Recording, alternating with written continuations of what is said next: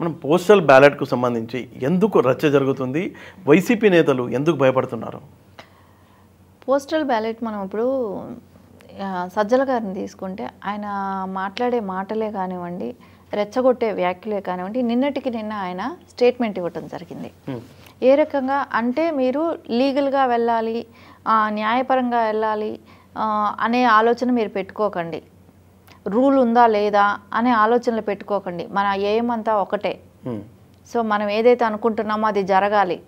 మీరు ఎవరిని టాలరేట్ చేయకండి, మీరు చేయాలనుకున్నది చేయండి, ధైర్యస్తులుగా ఉండండి అంటే వాళ్ళని ఏంటంటే మీరు ఏవైనా చేయండి, ఎవరైనా కొట్టండి, తిట్టండి, ఏమైనా చేయండి, పెట్రోల్ బాంబులు వేసుకుంటారా, నరుక్కుంటారా, ఏదైనా చేయండి, కానీ మనం గెలిచేటట్టు ఉండాలి, అలాంటి అవకాశాలు మీరు తీసుకోవాలనేటట్టు ఆయన ఓపెన్ స్టేట్మెంట్ గానీ నిన్న బహిర్గతంగా కూడా ఆయన ప్రెస్ మీట్ పెట్టి చెప్పడం టెక్నికల్ అంశాలని పరిగణలోకి తీసుకొని రచ్చ చేయాలనేది.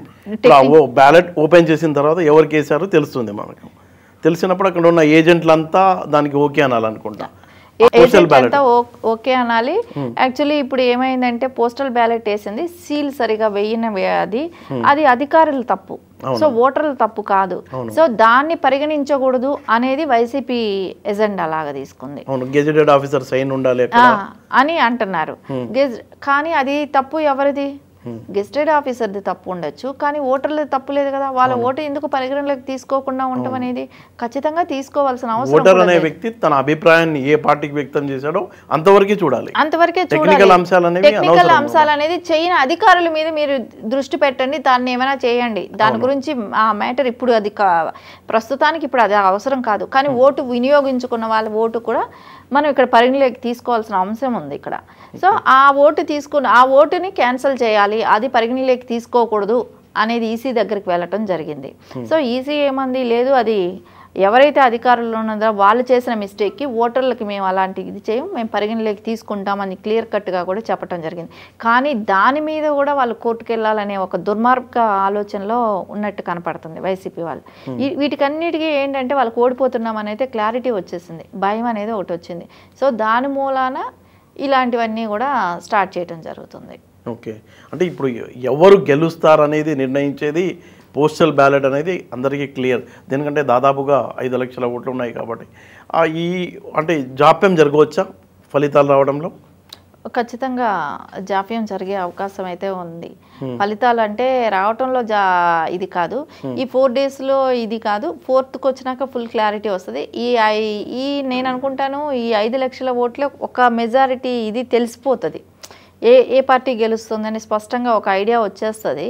కానీ మిగతా 4th వచ్చి ఒక క్లియర్ పిక్చర్ అనేది వచ్చేస్తుంది. నేను అనుకుంటే మేబీ 11-12కే మనకు ఒక కలిపిన తర్వాతే డిక్లేర్ చేస్తారు కదా, రెండు డిక్లేర్ చేస్తారు. కానీ ఒక ఎటో కొంచెం న్యూస్ అంటూ కొంచెం తెలుస్తుంది కదా, ఏదైనా ఏది ఎలా ఉందనేది కొంచెం ఆ రోజు నుంచే స్టార్ట్ అవుతుంది, 1వ తారీఖు నుంచే స్టార్ట్ అయినట్టే. ఎందుకంటే వీళ్ళు ఎట్లాంటి విధ్వంసాలు రెచ్చగొట్టేదానికి అంటే బాంబ్స్ పెట్టుకొని ఉన్నారు. ఇప్పుడు దొరికాయి పల్నాడు జిల్లాలో పెట్రోల్ బాంబ్స్ దొరికాయి అంట, ఇంక ఇట్లాంటివన్నీ కూడా వాళ్ళు పెట్టుకొని ఉన్నారు అని అంటే ఎంతటికైనా దుర్మార్గకైనా దిగజారిపోయి ఉన్నారు. సో 52 మంది మీద రౌడీ షీటర్ కేసు కూడా ఓపెన్ చేయడం జరిగింది. అయినా వాళ్ళందరూ కూడా యాక్చువల్లీ ఆ పరిగణలోకి రాకూడదు. సో అలాంటి వాళ్ళను కూడా మళ్ళీ రెచ్చగొట్టి ఎలాంటి విధ్వంసాలు చేస్తారో కూడా తెలియట్లేదు. ఎందుకంటే ఓపెన్ స్టేట్మెంట్గా సజ్జల గారు ఇచ్చారు కాబట్టి సో ఇవన్నీ రెచ్చగొట్టే పరిణామాలు జరిగే అవకాశం ఉంది. సో జగన్మోహన్ రెడ్డి యూకే నుంచి కానివ్వండి, ఆయన లండన్ నుంచి ఇచ్చే ఇన్స్ట్రక్షన్స్ అన్నీ కూడా ఇక్కడ సజ్జల గారు ఫాలో చేస్తున్నారంటే కనపడుతుంది. సో ఇవన్నీ కూడా సిఎస్ ఎలాంటి ఇది చేస్తున్నాడు, సిఎస్ జవహర్ రెడ్డి గారు ఆయన ఎందుకంటే జగన్మోహన్ రెడ్డి ఏం చెప్తే అదే చేస్తున్నాడు, ఇప్పటి వరకు అదే ఫాలో అవుతున్నాడు. రేపు పొద్దున ఆయన స్ట్రిక్ట్గా రూల్స్ కూడా ఏవి తీసుకోవడం అనేది అయితే క్లియర్ కట్గా ఇక్కడ అర్థమవుతుంది. ఇది ఏమైనా మనకు ఇక్కడ చేయగలిగితే ఈసీ తప్ప డిపార్ట్మెంట్ కూడా అంటే సిఎస్ గారి అధీనంలో ఉండడం మూలన డిపార్ట్మెంట్ కూడా ఎంతవరకు పనిచేస్తుందో కూడా మనకు అర్థం కావట్లేదు. సెంట్రల్ నుంచి వచ్చిన బెటాలియన్ కానివ్వండి, వాళ్ళందరూ ఇది వచ్చి ఈసీ గారి దృష్టిలో ఉంటుంది కాబట్టి వాళ్ళు తీసుకునే నిర్ణయం మీదే ఉంటుంది రేపు సజావుగా జరిపించగలుగుతారా అనేది. ఇప్పుడు ఇంతవరకు ఎన్నికల సంఘం ఢిల్లీ నుంచి ఎలాంటి ఆర్డర్స్ ఒక స్పష్టత రాలేదు. ఒకవేళ ఈ ఓట్లే పోస్టల్ ఓట్లే ఫైనల్ అవే గెలుపుని నిర్ణయిస్తాయి అనుకుంటే ఈ టెక్నికల్ అంశాలు ఎలాంటి వివాదానికి రేపుతాయి అనుకోవచ్చు? టెక్నికల్ అంశాలకన్నిటికీ కూడా వాళ్ళు ఖచ్చితంగా చెప్పేశారు. ఈసీ అయితే క్లియర్ కట్గా చెప్పింది టెక్నికల్ అంశాలు ఏవనేది కూడా పరిగణలోకి తీసుకోవాలి, ఏవి పరిగణలోకి తీసుకోకూడదు అనేది ఒక క్లారిటీ అంటూ వచ్చేసింది.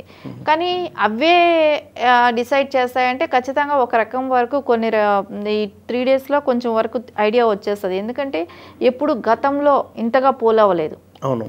సో 5 లక్షల పైచిలకు, సో ఇంత ఎప్పుడు పోలవలేదు. ఎప్పుడు పోలైనా 2 లక్షలకి అలా ఉండేది. కానీ ఇప్పుడు ఇంత పోలైంది కాబట్టి ఖచ్చితంగా ఒక మెజారిటీ అనేది ఇప్పుడే మనకు తెలిసింది. ఎందుకంటే 90% వరకు తెలుగుదేశంకి పడ్డాయి అనేది అయితే ఉద్యోగస్తుల్లో అందరిలో కూడా వ్యతిరేకత వైసీపీ మీద ఉందనేది స్పష్టంగా వాళ్ళకు ఒక ఐడియా వచ్చింది. కానీ వాళ్ళు మా దగ్గర డబ్బులు తింటూ మాకేదో మా కుటుంబానికి సంబంధించిన వాళ్ళకి ఎవరికో ఏదో ఒక ఇది ఇస్తే, ఏదో ఒక స్కీముల్లో వాళ్ళకి ఏదో వస్తాయి.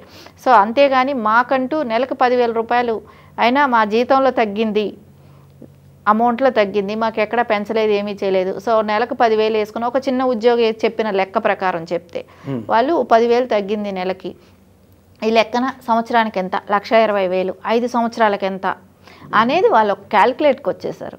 సో అలాంటప్పుడు మాకు ఈ పాటికి మాకు పెరిగి ఉండాల్సిన శాలరీ ఇంత ఉంది. సో మా డబ్బులు తీసుకెళ్ళి వేరే వాళ్ళకి పెట్టి అదేదో మా కుటుంబంలో ఎవరికో ఒకరికి సంబంధించిన వాళ్ళకి వస్తుంది, మేము ఇక్కడ ట్యాక్స్ పెయిడ్ వాళ్ళం అవుతాం, మాకేమీ రాదు. సో మాకు పెంచాల్సిన జీతాలు కానీ మేము పెంచలేదు. ప్రభావం పడిద్దా, ప్రకటిస్తారా లేకపోతే జాప్యం అవుతుందా? రిజల్ట్ ఇప్పుడు ఎట్లా 4వ తారీఖు రెండు కలిపి చేసినప్పుడు ఈ టెక్నికల్ అంశాలతో గొడవలు అయ్యే అవకాశాలు కూడా స్పష్టంగా కనిపిస్తున్నాయి. టెక్నికల్ అంశాలతో కలిపిన అంటే ఏదేది పక్కాగా ఒక రిజల్ట్ అంటూ 4వ తారీఖు అంటూ వచ్చేస్తుంది.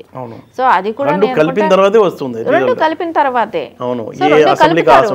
అసెంబ్లీలకి అసెంబ్లీ ఇది పోస్టల్ బ్యాలెట్ అసెంబ్లీకి కలుపుతారు, కలిపిన తర్వాత వస్తుంది. కాకపోతే పోస్టల్ బ్యాలెట్ ఇప్పటి వరకు కూడా ఎక్కువ నేను అందరికీ ఒక తెలిసిన విషయం ఏంటంటే ఒక 90% వరకు కూడా టీడీపీకి పడ్డాయి అనేది అయితే ఖచ్చితంగా ఒక అవగాహన అయితే ఉంది. ఓకే.